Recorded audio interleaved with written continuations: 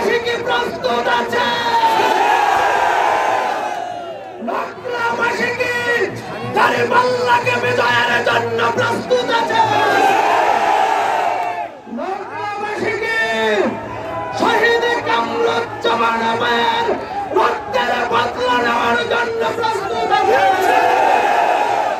তাই নকলাবাসীকে বলছে, এই বৈষম্যহীন বাংলাদেশ গড়ার জন্য প্রতি প্রান্তরে, বাজারে ঘাটে, প্রত্যেকটি জায়গায় ইসলামের দুর্গ করে তুলতে হবে।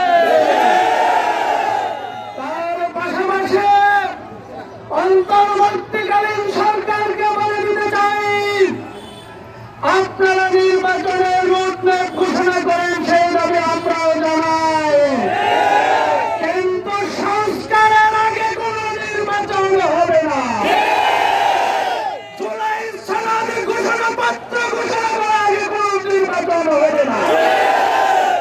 যেই 2000 ছাত্র জনতা মা বোন রক্তের বিনিময়ে এই বাংলাদেশকে নতুন করে স্বাধীনতার সুখ উপহার দিয়েছে, লক্ষ ছাত্র জনতা আহত অবস্থায় এখনো হাসপাতালে আছে, অনেকেই